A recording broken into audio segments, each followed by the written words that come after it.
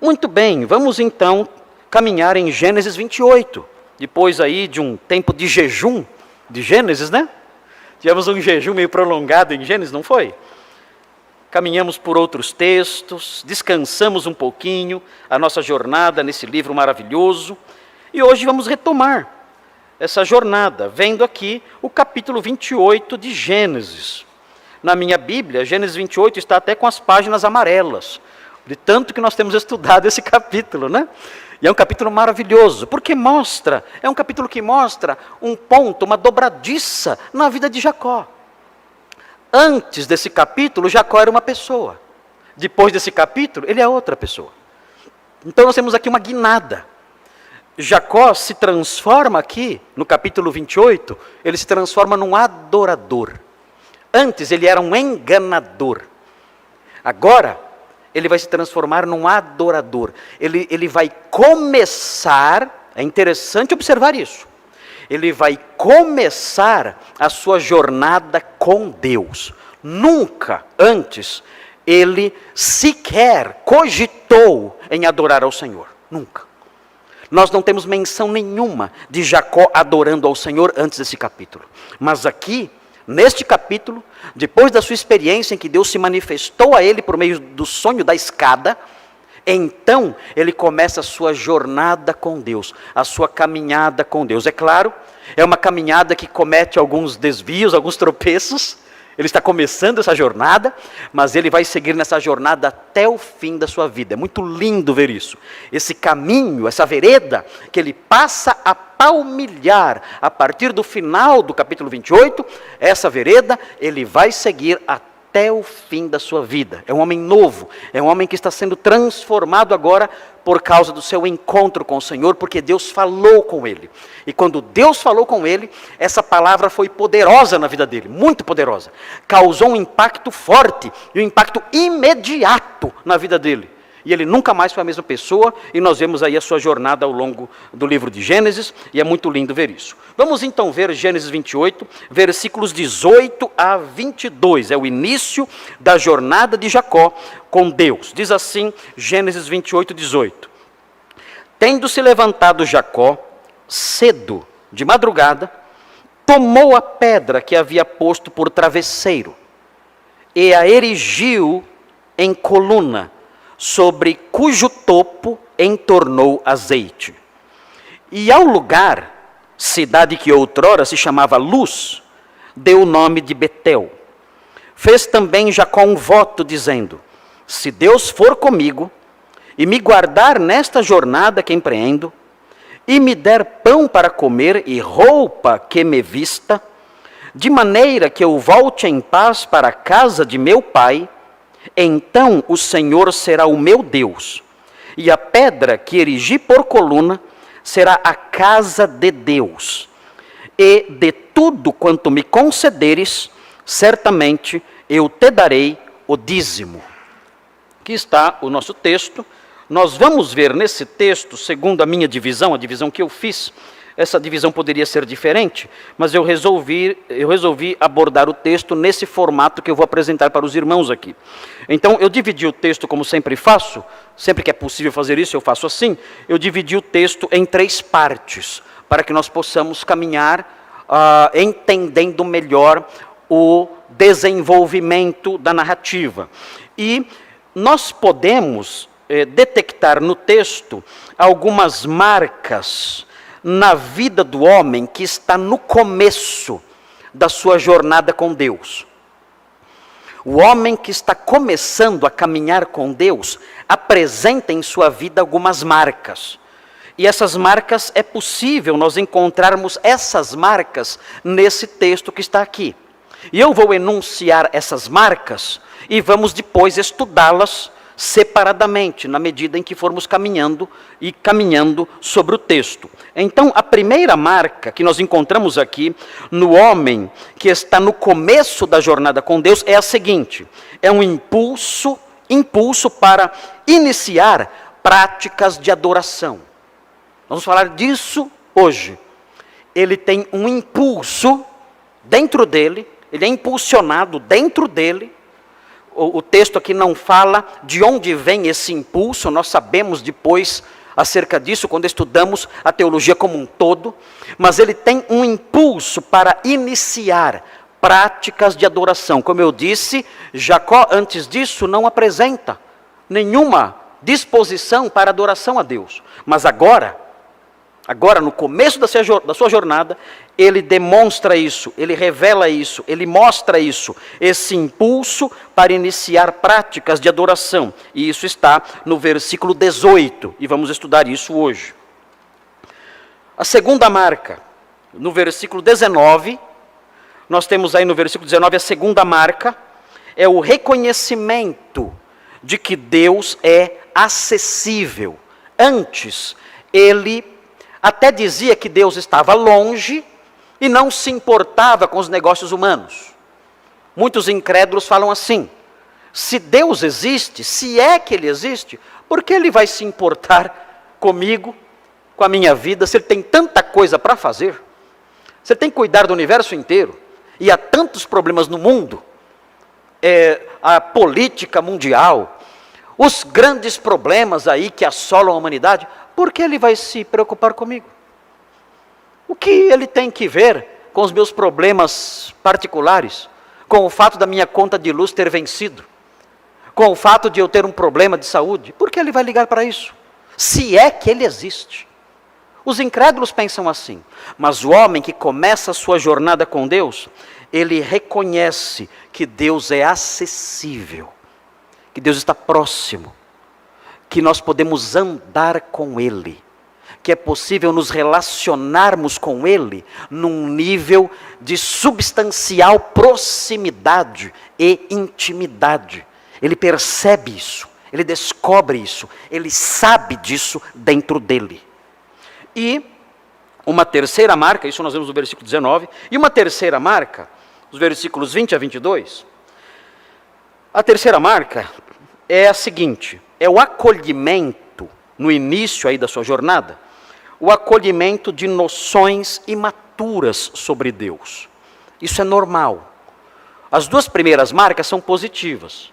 A terceira marca é um tanto negativa, mas é uma marca negativa fruto da ingenuidade, fruto da falta de conhecimento, fruto do fato dessa pessoa estar começando a conhecer a Deus agora. É o acolhimento de noções imaturas sobre Deus. Jacó faz um voto, e é um voto que nós olhamos hoje, quando nós conhecemos a Deus, sabemos quem Deus é, nós que somos crentes há mais tempo, entendemos mais da sã doutrina, temos mais tempo de caminhada com Deus aí na nossa vida, nós percebemos que esse voto que Jacó faz nos versículos 20, 21 e 22, é um voto que revela uma visão de Deus bastante imatura. Ele diz: olha, se o Senhor for comigo, então eu vou dar o dízimo. Irmãos, desculpe, mas Deus não precisa de nada, tudo é dele. Deus não precisa de nada. Deus não ganha nada quando eu o sigo. Quando eu sigo ao Senhor e o adoro e o sirvo, inclusive com os meus bens, Deus não ganha nada com isso. Quem ganha sou eu. Deus não ganha nada com a minha adoração, com o meu amor, com o meu serviço, nada. Nada. Deus é completo e autossuficiente. Ele não precisa de mim. Antes dele criar o universo, ele já era extremamente feliz e satisfeito. Não há insatisfações e necessidades em Deus. Antes dele criar a humanidade, ele já era plenamente realizado, por assim dizer, satisfeito, por assim dizer, feliz, por assim dizer, se é que podemos atribuir esses termos à divindade, sem mim, sem nenhum de nós. Ele é autossuficiente, não precisa de nada. E nesse voto, Jacó dá a entender que ele precisava de algumas coisas. Senhor, olha, se o Senhor me abençoar, eu vou te dar algumas coisinhas, pensa bem. Que eu vou te dar algumas coisinhas, você vai gostar. Uma visão ingênua, mas isso é normal. Isso é normal no começo da jornada com Deus. E veremos isso no tempo devido. Muito bem, Terceiro item, então, é o acolhimento de noções imaturas sobre Deus. Muito bem. Vamos então juntos caminhar aí sobre esses 3 itens, sobre essas 3 marcas. Marcas na vida do homem que está no começo da jornada com Deus. Primeira marca, o impulso para iniciar práticas de adoração. Vamos olhar para o versículo 18, que é o versículo em que esta verdade está consubstanciada. Veja o que diz aí o texto. Diz assim: tendo-se levantado Jacó cedo, de madrugada, tomou a pedra que havia posto por travesseiro, e aí o texto prossegue dizendo que ele erigiu ali uma coluna cultica.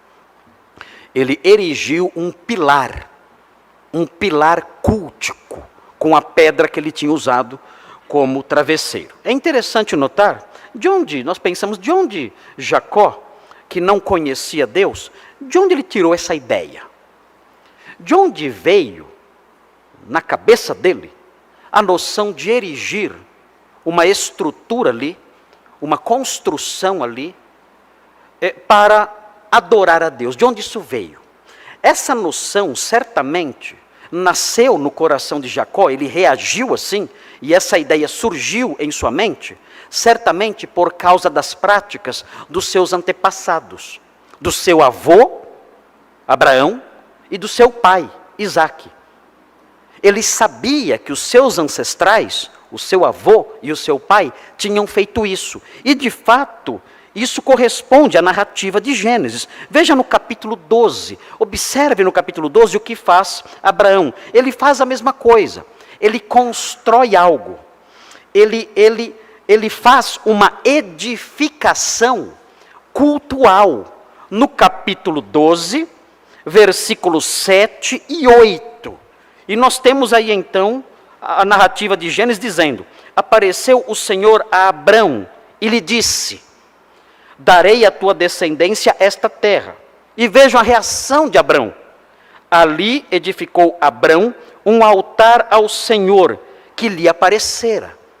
Talvez Jacó tenha se lembrado disso, dessa história, e quis imitar o seu avô. Versículo 8. Passando dali para o monte ao oriente de Betel, armou a sua tenda, ficando Betel ao ocidente. Aqui nós vemos Abrão passando próximo nas regiões aí onde a nossa história está acontecendo, as regiões de Betel.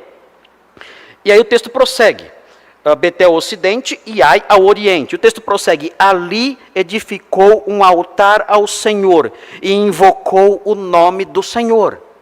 Essa era uma prática dos patriarcas. E é daí que vem a ideia em Jacó de realizar algo semelhante. Vejam também o capítulo 13, versículo 18. Diz assim, 13, 18.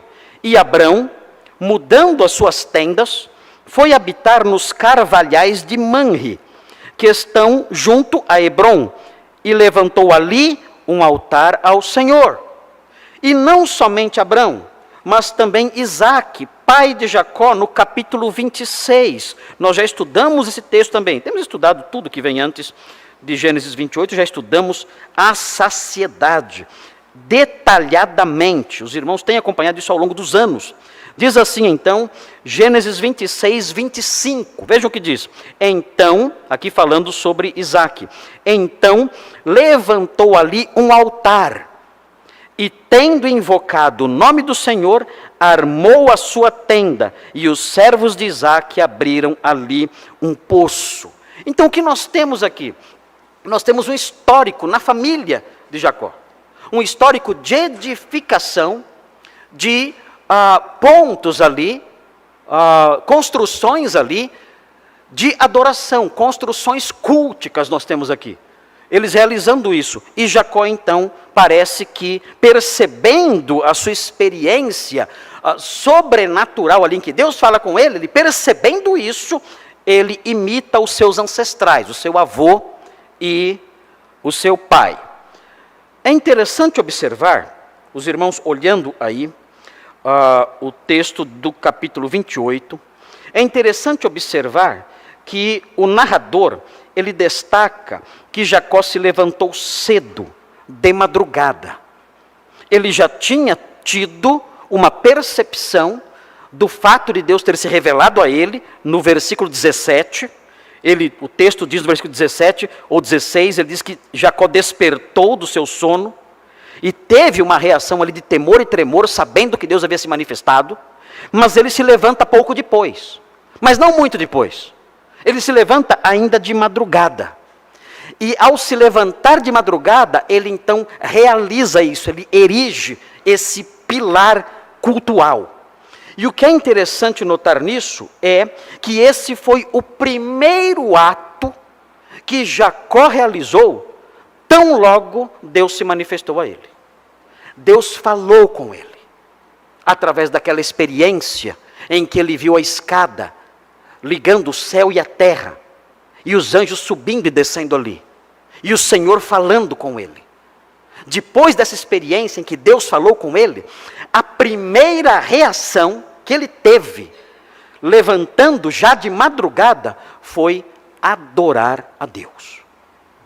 E é interessante observar isso, porque nós vemos nisso, porque nós vemos nisso algo que acontece eventualmente.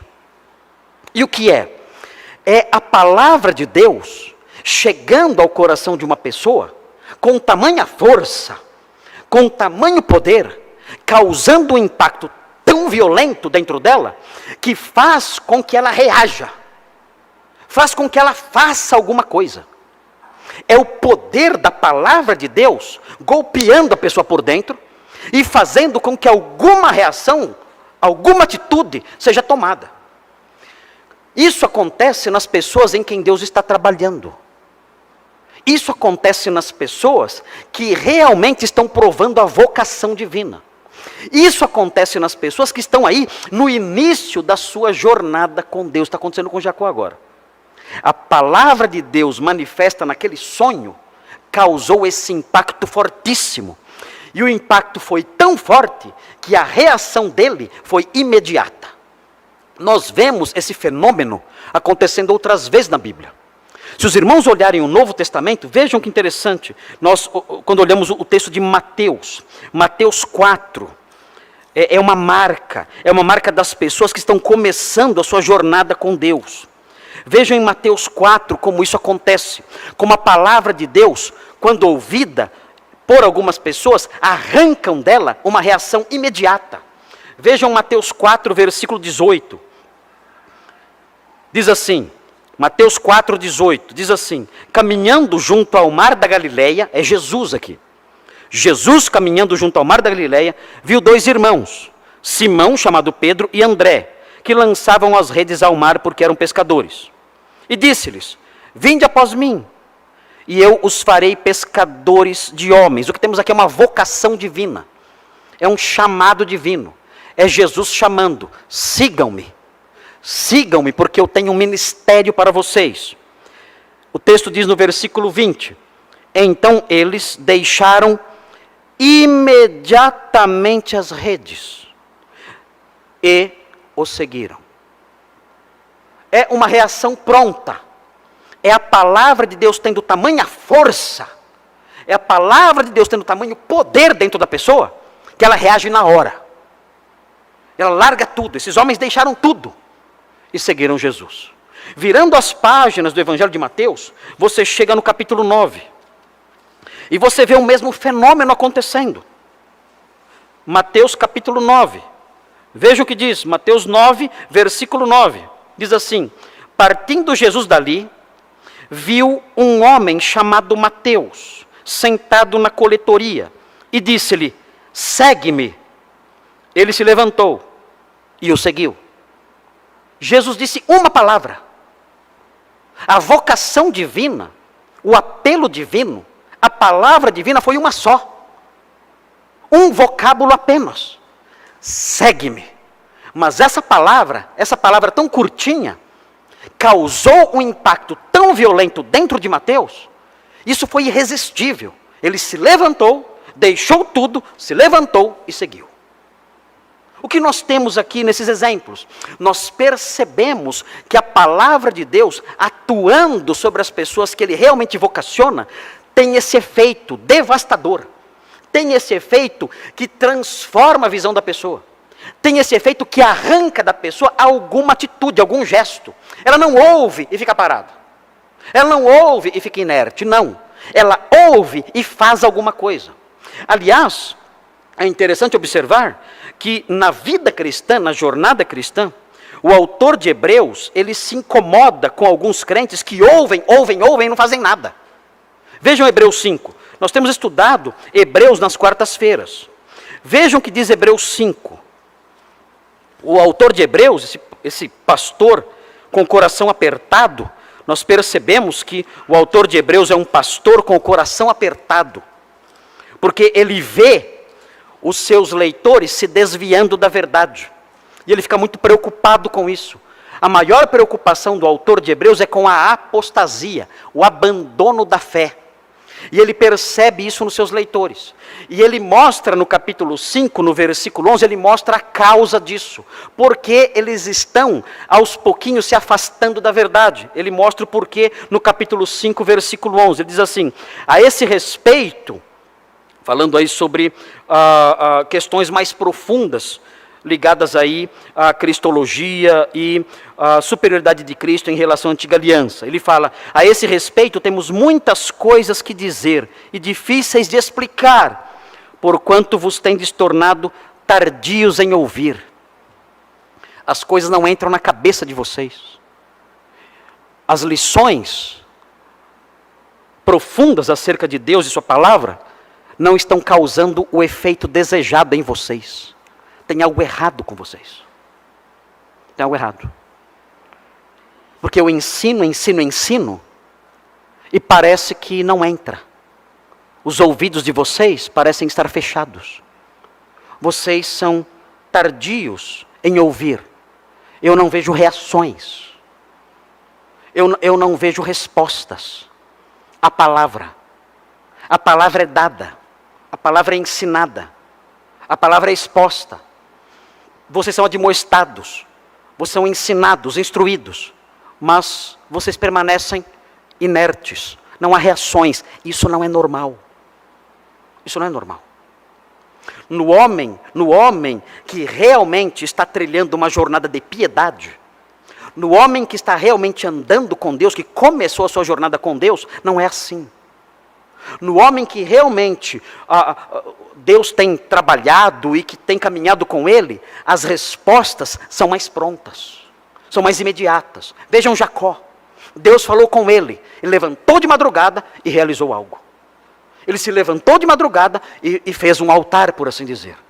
Vejam os discípulos. O Senhor os chamou, eles de pronto o seguiram. Vejam Mateus. O Senhor os chamou, e ele de pronto o seguiu. O autor de Hebreus continua preocupado. Ele diz no capítulo 3, vejam o capítulo 3. Diz assim no versículo 7.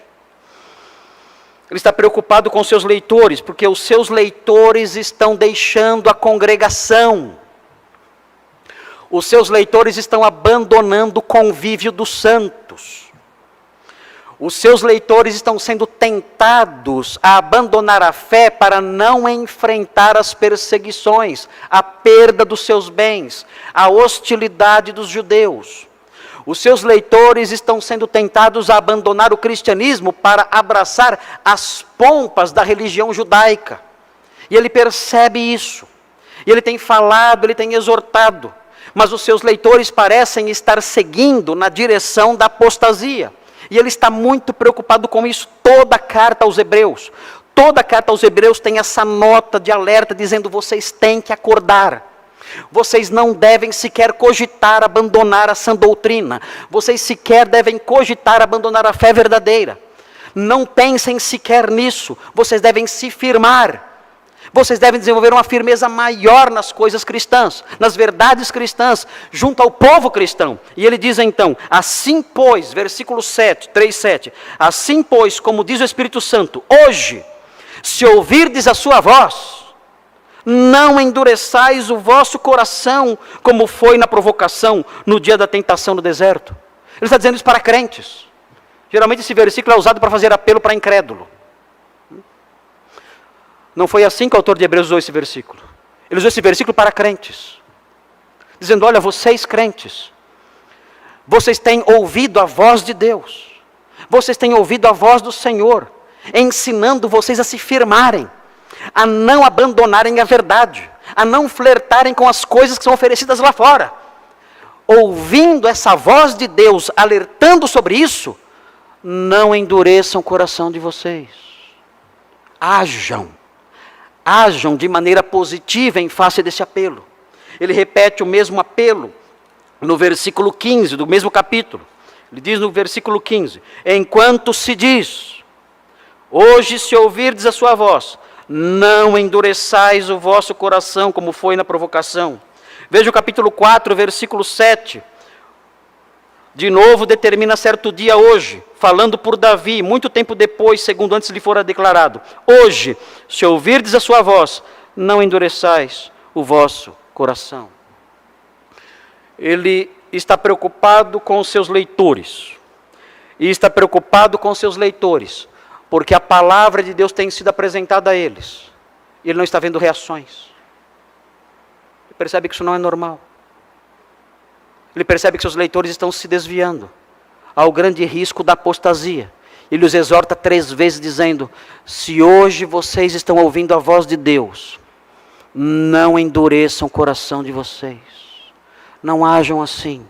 Ajam como Jacó, que ouviu a voz de Deus e imediatamente, logo nas primeiras horas da madrugada, se levantou e respondeu positivamente àquela voz.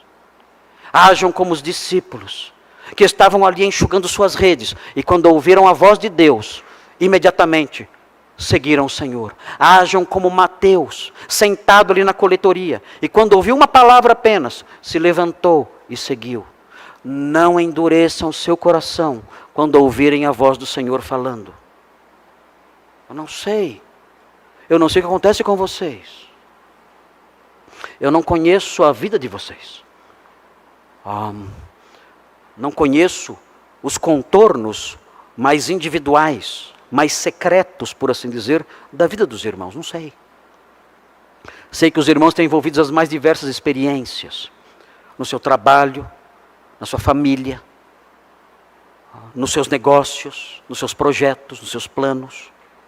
Mas pode acontecer do Senhor ter detectado, por meio da ação do seu Espírito, coisas que devem mudar, coisas que não podem prosseguir, perigos que devem ser abandonados, tendências que devem ser evitadas, pecados que devem ser renunciados, inclinações que não podem mais ser nutridas, práticas que têm que ser renunciadas imediatamente. E pode ser que o Senhor tenha falado isso continuamente, dizendo a você: pare, não siga nessa direção, abandone essa prática, abandone esse costume, abandone essa tendência, abandone esse linguajar, abandone essas amizades, abandone esses costumes, pare. Talvez o Senhor tenha falado isso continuamente, a partir da sua palavra exposta aqui, a partir da leitura da sua palavra individual na sua casa, a partir de outros sermões que você tem ouvido, a partir da voz de Deus incomodando aí a sua consciência, o seu coração. E pode ser que você vai ouvindo isso ao longo do tempo e endurece o coração. E continua no mesmo estado, não reage. O autor de Hebreus diz: não faça isso. Não faça isso. Hoje, se ouvirdes a sua voz, não endureçais o vosso coração. Não façam isso. E o autor de Hebreus diz o seguinte: se vocês endurecerem o coração de vocês, haverá uma consequência, vocês que conhecem a fé, haverá uma consequência pesada. Israel no passado ouviu a voz de Deus, endureceu o coração, e Deus matou todos no deserto. Porque ouviram a voz de Deus e endureceram o coração. Não há como ouvir a voz de Deus, endurecer o coração e sair ileso. Não há. Nós somos o povo dele. Se ouvirmos a sua voz, endurecermos o nosso coração, a sua mão disciplinadora, paterna e disciplinadora, pesará sobre nós. Nós temos que temê-lo. Nós temos então que zelar para que as nossas reações sejam como a de Jacó. Cedo, de madrugada, se levantou e reagiu. Reagiu ao que viu, reagiu ao que ouviu. Talvez você seja incrédulo. Não seja crente. E agora eu vou aplicar o texto de Hebreus a incrédulos. Vou tomar essa licença. Não, o texto não foi escrito para incrédulos, foi escrito para crentes. Mas vou tomar essa licença. Talvez você tenha ouvido a voz de Deus também, no Evangelho. O Evangelho é pregado em nossa igreja todos os cultos, todos. Quartas-feiras, domingo de manhã, domingo à noite. Nós temos esse costume aqui em nossa igreja. Os pastores têm esse costume. Os pastores da igreja, nós temos uma preocupação muito grande em fazer com que cada sermão nosso tenha algum detalhezinho evangelístico. Sempre. Sempre que nós pregamos, eu, pastor Nicolas, pastor Isaac, pastor Robson, pastor Thomas, sempre que nós pregamos, seja qual for o assunto, nós sempre damos um jeitinho de abrir uma brechinha e apresentar o Evangelho. Sempre. Pode ser que você não seja crente e tenha ouvido o Evangelho várias vezes. Várias vezes. Várias vezes. Mas ouvindo a palavra de Deus, você tenha endurecido o seu coração. A palavra de Deus diz, não faça isso. Quando você ouvir a voz de Deus, reaja. Faça alguma coisa. Reaja positivamente. Responda positivamente. Como Jacó, como os discípulos, como Mateus. Não endureça o seu coração. Não fique inerte diante daquilo que Deus fala. O homem que começa a sua jornada com Deus, ele age assim. O homem na sua jornada com Deus age dessa maneira. Ele reage à voz de Deus, ele responde positivamente a ela. É isso que nós vemos no versículo 18. O texto prossegue, o texto diz assim: tendo-se levantado Jacó cedo de madrugada, tomou a pedra que havia posto por travesseiro e a erigiu em coluna. É aqui esse pilar cultico que eu tenho mencionado. Sobre cujo topo entornou azeite. O que esse homem está fazendo aqui? O que significa esse ato de Jacó? Ele pega a pedra, levanta essa pedra e unge essa pedra com azeite. O que isso significa? No Antigo Testamento, o que é isso? Que prática é essa? O que isso quer dizer? No Antigo Testamento, fazer isso significava consagrar alguma coisa a Deus. Ungir algo ou alguém com azeite era uma prática que envolvia, que tinha o significado de consagrar aquele objeto ou aquela pessoa a Deus. Se os irmãos olharem no capítulo 29 do Êxodo, veja Êxodo, são só algumas páginas aí para frente, Êxodo 29. Veja, Êxodo 29, pertinho aí, logo depois de Gênesis, você chega em Êxodo 29. E você vê essa mentalidade presente aqui, Êxodo 29, 4. Veja o que diz, falando aqui sobre pessoas, falando aqui sobre Arão e seus filhos. O texto diz assim, Êxodo 29, 4 a 9, fala assim: então farás que Arão e seus filhos se cheguem à porta da tenda da congregação e os lavarás com água. É a consagração dos sacerdotes da antiga aliança, ali no tabernáculo, ao tempo do Êxodo. Diz no versículo 5, depois tomarás as vestes e vestirás Arão da túnica, da sobrepeliz, da estola sacerdotal e do peitoral, e o cingirás com o cinto de obra esmerada da estola sacerdotal. É a roupa dos sacerdotes, aqui sendo vestidas em Arão. Por-lhe-ás a mitra na cabeça, e sobre a mitra a coroa sagrada. Então tomarás o óleo da unção, e lhe derramarás sobre a cabeça, assim o ungirás. Vejam, ele está derramando óleo, azeite, é um azeite especial, é um óleo especial, sendo derramado sobre Arão, na consagração dele ao sacerdócio.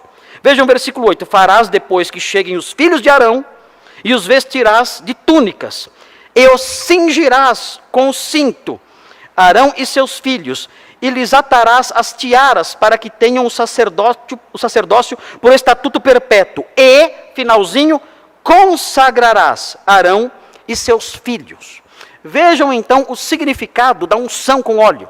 A unção com óleo tinha esse sentido: consagrar alguém ao Senhor, e não somente alguém, mas algo também, coisas também. Veja o capítulo 40. Era uma prática comum no Antigo Testamento, no Novo essa prática não existe. 49, a consagração por meio da unção com óleo. 49, vejam o que diz.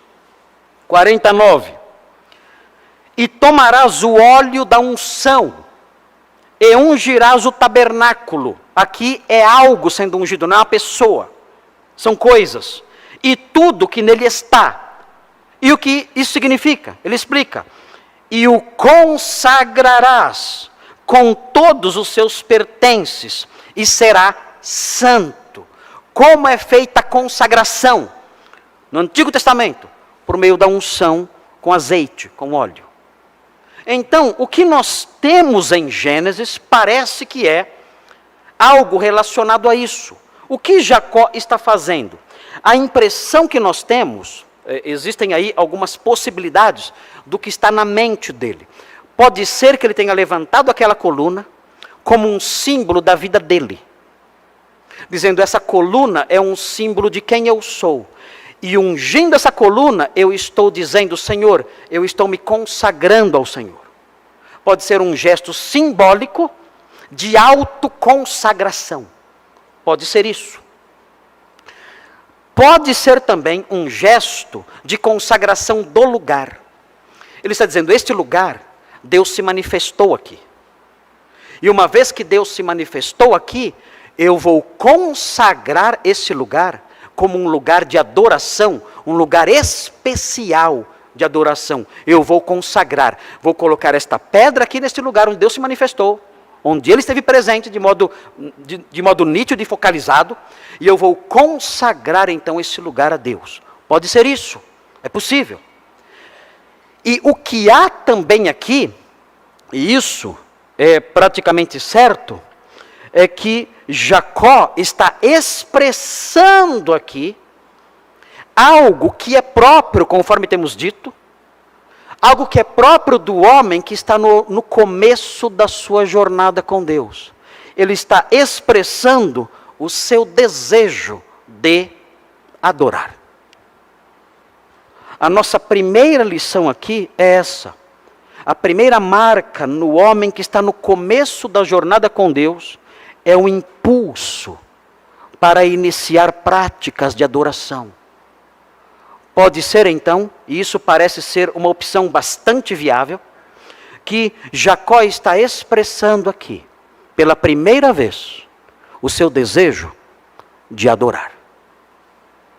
Um impulso nasceu dentro dele. Deus falou com ele. E quando Deus falou com ele, a palavra de Deus encontrou lugar no coração dele. Ela não bateu e escorreu, como a água que bate no azulejo. Não. Ela bateu e entrou, como a água que bate numa esponja. E ela entrou no coração dele. E por causa disso ele se levantou de madrugada. Ele não ficou inerte, parado, como se a palavra batesse nele e escorresse. Como se ela passasse apenas ao seu lado e voltasse. Não, ela entrou nele. E ao entrar nele, ele reagiu, ele fez algo. E algo que ele fez em primeiro lugar foi expressar um desejo que nasceu dentro dele pela primeira vez. E que desejo foi esse? O desejo de adorar a Deus. Senhor, eu quero adorá-lo de algum modo. Eu não sei ao certo como fazer isso. Eu não conheço essas coisas. Eu me lembro do meu avô, o que ele fez. Eu me lembro do meu pai, o que ele fez. Eu quero fazer algo semelhante, porque há dentro de mim agora, que o Senhor falou comigo, e agora que a sua palavra entrou no meu coração, na minha alma, na minha mente, agora que isso aconteceu, eu quero expressar um desejo que brotou dentro de mim. E que desejo é esse? O desejo de te adorar. Eu quero fazer isso, eu quero adorá-lo. E isso nasce aqui, nesse momento, e segue na vida de Jacó até o fim da sua vida, até o final. Os irmãos vão, com o passar do tempo, nós chegaremos no capítulo 33. No capítulo 33 nós ainda encontramos Jacó. E nós vemos no versículo 18, vejam no versículo 18 o que acontece. 20 anos depois, Jacó voltando para casa, como Deus havia prometido que iria acontecer. Deus havia prometido que Jacó iria voltar para casa. E aqui nós vemos o cumprimento dessa promessa. Deus sempre cumpre as suas promessas. E nós vemos aqui no versículo 18, capítulo 33. Voltando de Padã Arã, chegou Jacó, são e salvo, como Deus tinha prometido, a cidade de Siquém, que está na terra de Canaã, e armou a sua tenda junto da cidade. A parte do campo onde armara a sua tenda, ele a comprou dos filhos de Amor, pai de Siquém, por 100 peças de dinheiro. E levantou ali um altar, e lhe chamou Deus, o Deus de Israel. Ele continuou nessas práticas. Ele começou a adoração em Betel, e os anos se passaram, e ele continuou nessa prática, adorando ao Senhor sempre, até o fim da sua vida. No capítulo 35, nós o vemos novamente.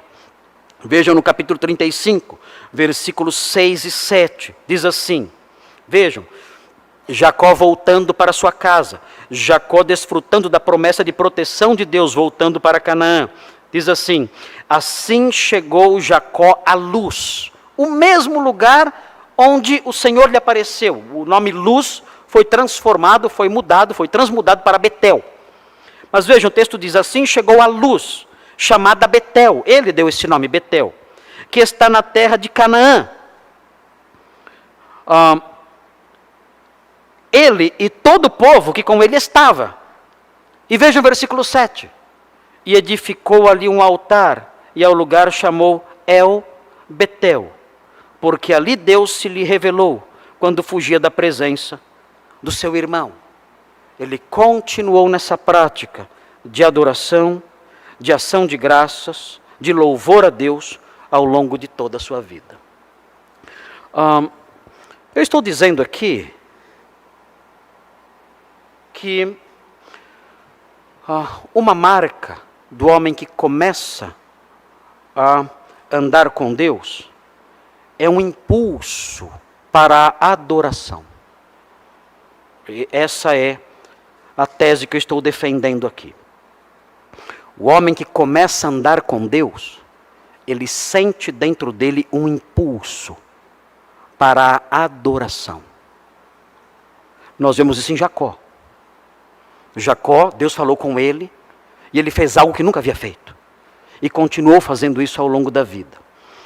E é notável perceber isso, porque diferente do que nós pensamos, talvez coloquemos isso num lugar mais periférico em nossa vida, não sei.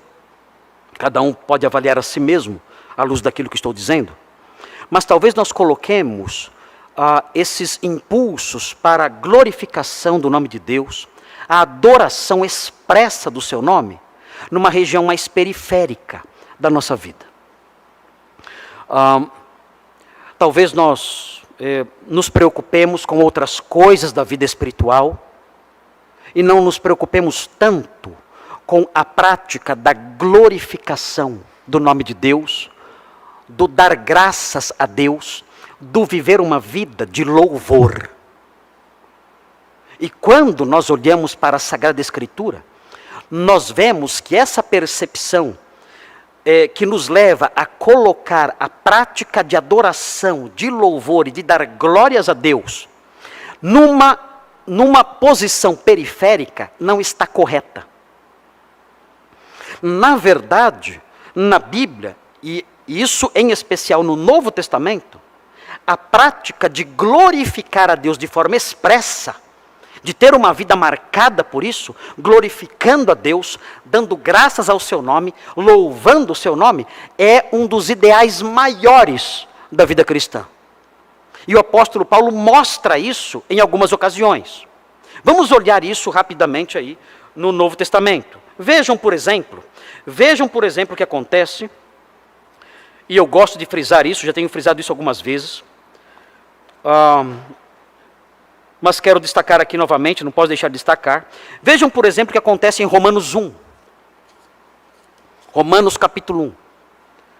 Vejam a importância da glorificação do nome de Deus para você.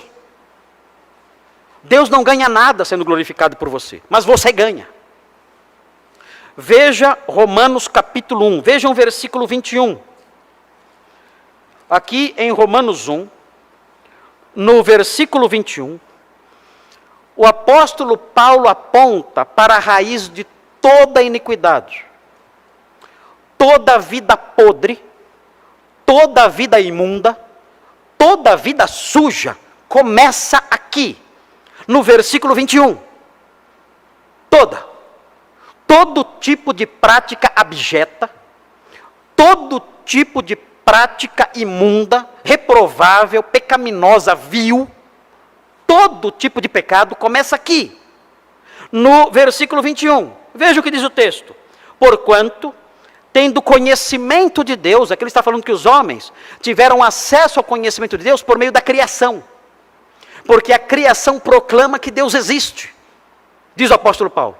E esses homens então conheceram a Deus pela criação, seus atributos, sua grandeza, sua glória, seu poder. Mas eles, tendo conhecimento de Deus, vejam o que eles fizeram, ou vejam o que eles não fizeram.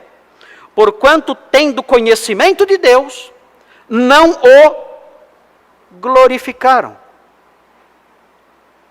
E aqui começa um processo aterrador. Vocês vão ver onde esse processo vai acabar, aqui é o começo dele. Aqui é o início do processo. Eles viram que Deus existe, mas taparam seus olhos. Negaram o que os seus olhos estavam vendo. Negaram o que os seus olhos veem todo dia quando nasce o sol. Negaram.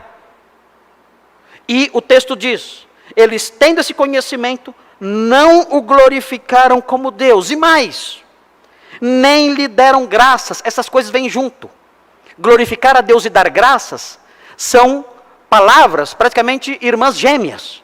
A pessoa que glorifica a Deus é a pessoa que dá graças a Ele. Senhor, eu glorifico o Seu nome, eu lhe dou graças, eu glorifico ao Senhor pela criação, pelo Seu poder, por Sua misericórdia, por Sua salvação, por Sua provisão, eu lhe dou graças e glorifico o Seu nome. Essas coisas vêm junto.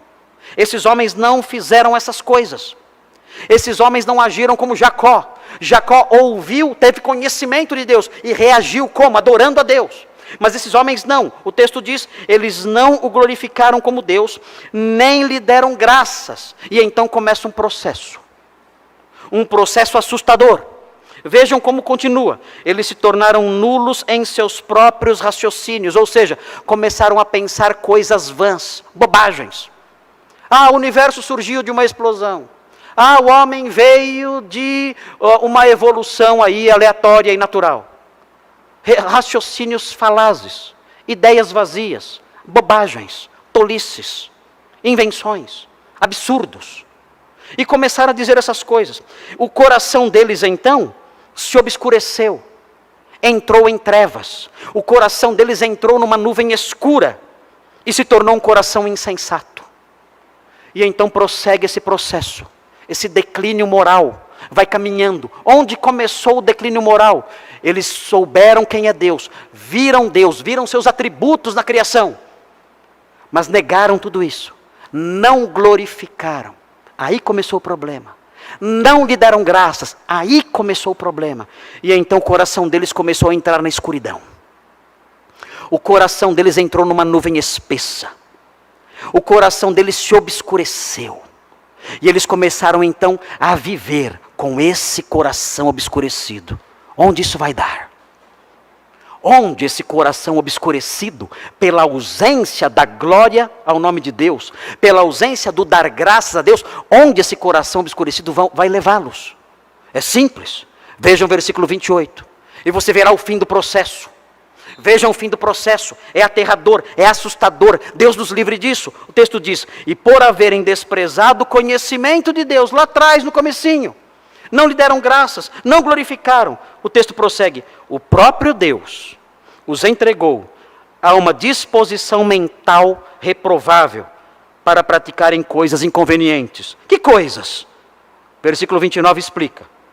Cheios de toda injustiça, malícia, avareza e maldade, possuídos de inveja, homicídio, contenda, dolo e malignidade, sendo difamadores, caluniadores, aborrecidos de Deus, insolentes, soberbos, presunçosos, inventores de males, desobedientes aos pais, insensatos, pérfidos, sem afeição natural e sem misericórdia. Isso aqui é um monstro. É um monstro. Não é um ser humano. É um monstro. Deus nos livre disto. É o perfil do homem mais ímpio que podemos imaginar. Onde esse homem nasceu? Como ele surgiu? Como ele aparece aí nas ruas? Muito simples. Esse homem, lá atrás, não glorificou a Deus e não lhe deu graças. Meu Deus! Glorificar a Deus e dar graças a Ele é uma vacina contra a mais pérfida prática de vida. Verdade. Glorificar a Deus e lhe dar graças é uma vacina contra a vida mais podre, suja e abjeta que podemos imaginar. Glorificar a Deus e dar graças nos livra de nos tornarmos monstros. Por isso é importante esta lição. Por isso é importante notar que o homem que começa a sua jornada com Deus, ele sente um impulso noutra direção. Ele quer adorar a Deus, glorificá-lo, dar graças. Deus coloca isso nele. Ele quer adorá-lo, servi-lo, glorificá-lo. Jacó levanta uma coluna. Pela primeira vez em sua vida, ele levanta uma coluna e adora a Deus. E isso o salva de se tornar um homem perverso. Nós, quando conhecemos a Deus, iniciamos a nossa jornada com Ele. Deus impingiu em nosso coração o desejo de adorá-lo. E esse desejo de adorá-lo, de servi-lo, esse desejo de dar graças a Ele, esse desejo nos protege de nos tornarmos esse monstro que eu acabei de ler aqui. É por isso que nós, os crentes, acordamos pela manhã e dizemos: Senhor, eu te louvo por essa noite de descanso. Eu te louvo, porque eu dormi. E eu acordei porque o Senhor me sustentou. É por isso que nós, diante das refeições, nós não realizamos um ritual apenas ali, ou um costume velho. Não, nós paramos diante da refeição e dizemos: Senhor, eu glorifico o teu nome, porque essa dádiva vem das tuas mãos. Eu lhe dou graças, porque o que está diante de mim é vida. Sem isso, eu não posso respirar, eu não tenho forças. E o Senhor me dá vida por meio disso. E eu glorifico o teu nome. Senhor, eu estou aqui hoje. Eu vim à igreja hoje. E eu vim à igreja como que para levantar uma pedra nesta Betel. Eu vim à igreja para levantar uma pedra nesta Betel que está aqui. Neste lugar onde o Senhor tem se manifestado e tem falado conosco. E eu vim aqui para adorá-lo, eu quero adorá-lo. Eu não quero perder meu tempo com mensagens de celular nesta hora.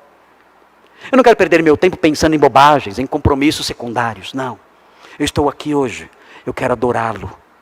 Eu quero servi-lo, eu quero glorificar o seu nome. Eu quero cantar esses hinos com todo o meu coração, louvando ao Senhor de verdade.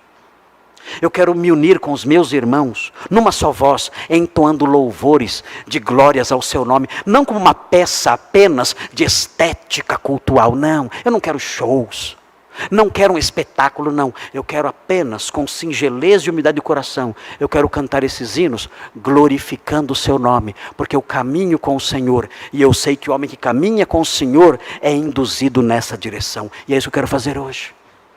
Nós cantamos alguns hinos aqui, e eu quero cantá-los em louvor do seu nome, enaltecendo ao Senhor, dando graças ao Senhor. Eu fui tangido por sua palavra, e a sua palavra encontrou em mim, produziu em mim um poder, uma força que não havia antes. Ela foi poderosa em mim e me moveu nessa direção. Por isso, andando com o Senhor, eu glorifico o seu nome. Adoro ao Senhor e lhe dou graças, e isso me protege. Isso transforma o meu caráter. Isso evita que eu me torne esses monstros que vemos aí fora. O apóstolo Paulo, é muito interessante ver a visão que ele tem sobre ajudar os irmãos pobres. É uma outra dimensão que nós vimos na teologia paulina. Quando o apóstolo Paulo fala sobre ajudar os irmãos pobres, ele tem em mente, irmãos, é muito interessante isso. É fantástica a teologia neotestamentária. Eu fico emocionado quando eu falo.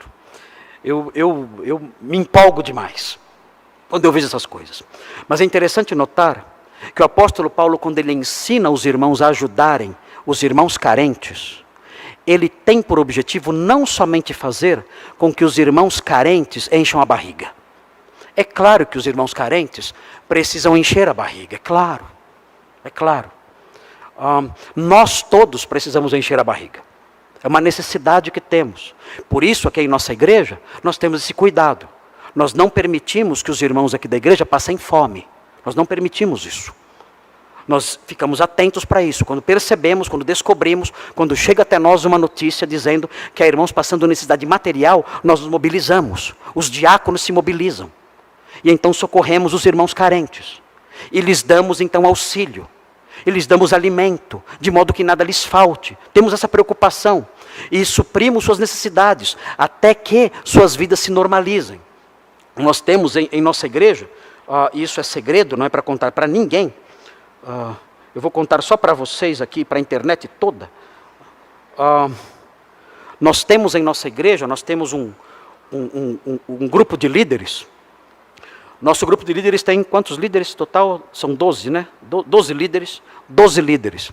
Nós temos na nossa igreja, no grupo de líderes, nós temos um projetinho que nós chamamos de porquinho. É o porquinho da liderança. E o que é o porquinho? Não tem nada a ver com palmeirense. Nada a ver com isso. O que é o porquinho? Mensalmente, todos os meses, os 15 líderes da igreja depositam uma quantia em dinheiro no porquinho. É o porquinho do socorro. É o porquinho da ajuda. E cada líder dá ali uma ofertinha mensal para o porquinho. Pode ser R$10, pode ser R$30, pode ser R$100. Todos os líderes, todo mês, colocam ali, enviam ali uma ofertinha para o porquinho. E para que serve o porquinho? O porquinho serve para ajudar irmãos que precisam de alimento. Irmãos da igreja, membros da igreja que carecem de alimento. E então o porquinho está lá. Às vezes o porquinho engorda, é um bom sinal. Se o porquinho está engordando, é sinal que os irmãos estão gordinhos. Às vezes o porquinho emagrece, é um mau sinal. Sinal que os irmãos estão precisando e o dinheiro do porquinho está indo para eles. Nós temos essa preocupação com os irmãos aqui. Os líderes têm, nós não queremos que o dinheiro saia do caixa central da igreja. Queremos que saia desse projetinho. E esse projetinho então tem funcionado todo mês. E os irmãos têm ido lá e têm colocado ali suas moedinhas do porquinho da ajuda financeira. E os irmãos aqui da igreja que sabemos que passam por problemas, que precisam de alimento, que precisam de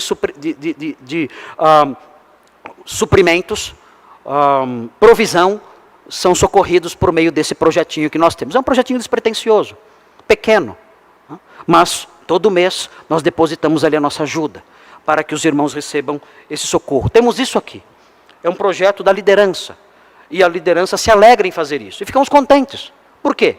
Porque por meio disso, os nossos queridos aqui da nossa família na redenção, nunca passam fome, nunca passam por necessidade, porque temos essa preocupação. Mas é interessante observar, quando olhamos a teologia do Novo Testamento, é interessante observar que o apóstolo Paulo tem outros objetivos com isso. Veja 2 Coríntios 9. 2 Coríntios 9, veja aí o que Paulo diz. 2 Coríntios 9. Versículos 12 a 15. Veja o que ele diz. ele está comentando acerca de um projeto que ele criou de socorro aos crentes de Jerusalém. Ele levantou uma oferta nas regiões da Macedônia e da Acaia, na Grécia, para ajudar os crentes pobres de Jerusalém. E veja o que ele diz: porque o serviço desta assistência, esse projeto de socorro aos pobres de Jerusalém, não só supre a necessidade dos santos, esse é o objetivo, claro, mas vejam, além disso, mas também redunda em muitas graças a Deus. Para o apóstolo Paulo isso é crucial, tão importante quanto encher a barriguinha dos crentes carentes, é a produção de graças a Deus. Ele prossegue: visto como, na prova desta ministração, glorificam a Deus pela obediência da vossa confissão quanto ao Evangelho e pela liberalidade com que contribuís para eles e para todos. Paulo está dizendo, olha, quando vocês ajudam um crente carente, dois efeitos acontecem. Ele vai falar de um terceiro efeito, já vamos chegar lá. Mas há dois efeitos que acontecem quando vocês ajudam um crente faminto, um crente necessitado. Dois efeitos maravilhosos. Primeiro, eles param de passar necessidade. E segundo, o nome de Deus é glorificado. E na mente de Paulo, essas coisas têm o mesmo grau de importância. Tão importante quanto matar a fome de alguém é promover a glória do nome de Deus. E ele termina dizendo, enquanto eles oram a vosso favor, é o terceiro efeito. Se você ajuda o incrédulo, ele faz uma placa dizendo, agradeço a Santo Expedito pela bênção recebida. Quando você ajuda um crente, é diferente. Quando você ajuda um crente, o nome de Deus é glorificado, as suas necessidades são supridas, e eles oram a Deus a nosso favor.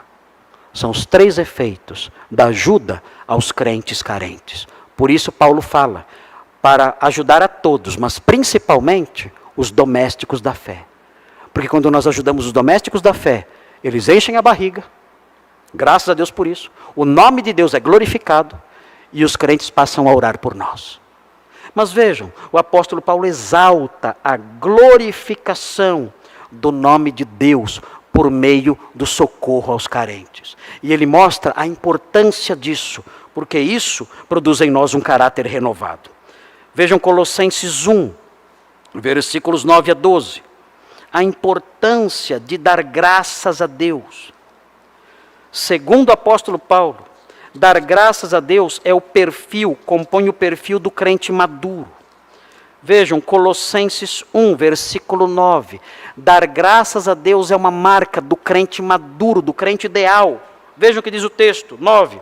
Por esta razão também nós, Paulo falando, desde o dia em que o ouvimos, não cessamos de orar por vós e de pedir que, e aí vem a oração, que transbordeis de pleno conhecimento da sua vontade, em toda a sabedoria e entendimento espiritual, a fim de viverdes de modo digno do Senhor, para o seu inteiro agrado, frutificando em toda boa obra e crescendo no pleno conhecimento de Deus, sendo fortalecidos com todo o poder, segundo a força da sua glória, em toda perseverança e longanimidade com alegria, dando graças ao Pai.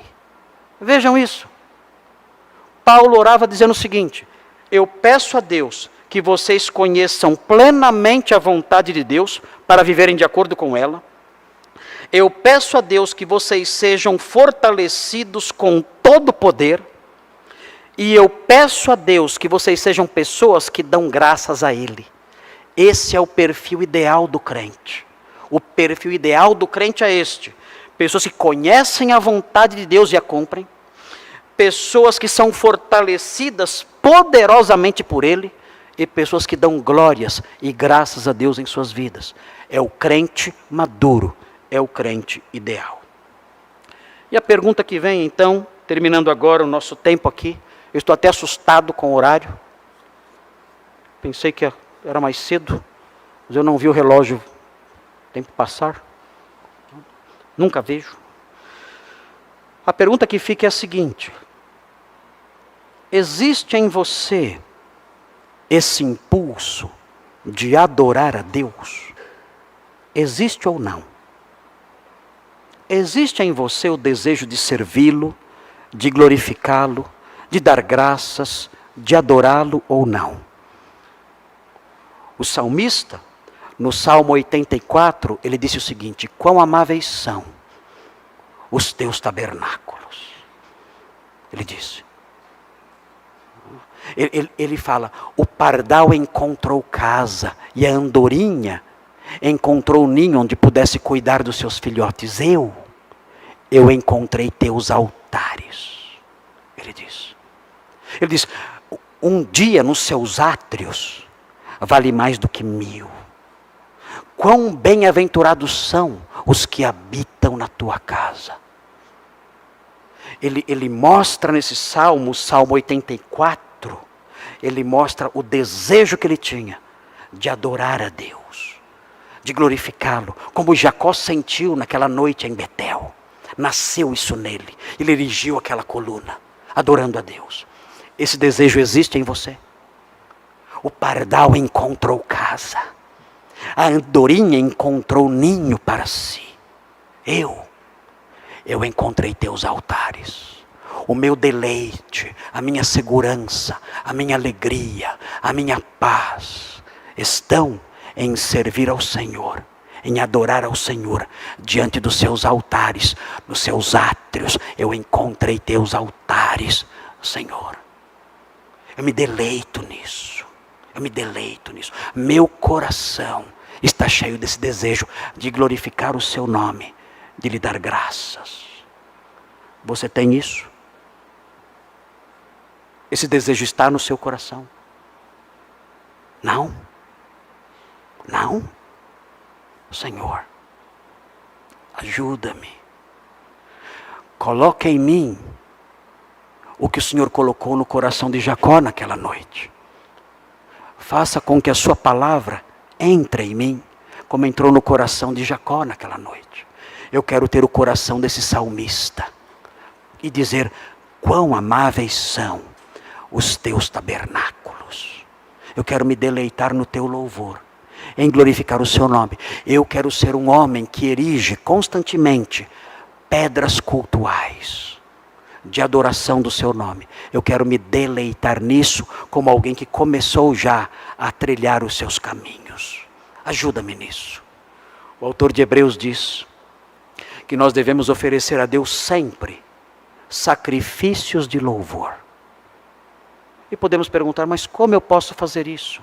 Como eu posso ter essa disposição de adorá-lo assim? Como eu posso ter essa disposição de servi-lo, glorificar o seu nome? O autor de Hebreus prossegue. Em Hebreus 13:15 ele fala, o sacrifício de louvor é fruto de lábios que confessam o seu nome. O quê? É isso que diz Hebreus 13:15. O sacrifício de louvor é fruto de lábios que confessam o seu nome. Brota desses lábios. Um dia eu confessei Jesus Cristo como meu Salvador. Eu olhei para a cruz e disse, eu confesso, eu reconheço, eu aceito. Cristo é o meu Redentor, é o meu Salvador. Eu creio nele. Eu confesso que ele é o Filho de Deus, que veio a este mundo e morreu naquela cruz pelos meus pecados. Eu creio nele, eu recebo em minha vida, eu confesso como meu Senhor e o meu Salvador. O Cristo de Deus, morto, ressurreto e glorificado. Eu tenho nele a minha esperança de vida eterna, tenho nele a minha esperança de perdão de pecados. Eu creio nele, ele é o meu Cristo, o meu Rei, o meu Redentor, o meu Salvador. E eu não confio em mais ninguém. A Bíblia diz que quem confessa o seu nome nesses termos que eu mencionei, esta pessoa, do coração dela, dos lábios dela, brota o sacrifício de louvor. Senhor, eu quero ser essa pessoa. Eu quero ser o salmista do Salmo 84. Eu quero ser o Jacó de Betel. Eu quero trilhar nos seus caminhos. E eu sei que trilhar nos seus caminhos envolve o desejo de adorá-lo até o fim. Põe isso em meu coração. E se eu ainda não sou um crente, se eu não confesso o seu nome, a partir de agora eu passo a confessá-lo. Eu confesso como meu Salvador. Faça com que em mim esse desejo cresça e aumente cada vez mais. Eu quero ser um adorador de verdade. Vamos orar. Senhor Deus, abençoa o nosso povo, para que a sua palavra encontre espaço no coração de todos, e haja uma reação imediata, e aqueles que conhecem o seu evangelho e que têm sido negligentes e frios, possam buscar no Senhor, na sua graça, possam resgatar em seu íntimo, em seu coração, esse desejo de adorá-lo, de glorificar o seu nome. Ajuda-nos, Senhor, nisso tudo, todos nós que um dia cremos em Jesus, e aqueles que ainda não são crentes, que possam confessar o Senhor Jesus Cristo, e possam ver brotar dos seus lábios o sacrifício de louvor, glorificando o seu nome, dando graças ao Senhor, como resultado dessa santa confissão. Ajuda-nos nisso. O homem que começa a trilhar os seus caminhos é movido por um impulso novo, o impulso de adorá-lo, de glorificá-lo. Faça com que esse impulso seja real na vida de todos aqui. Pedimos isso em nome de Jesus. Amém.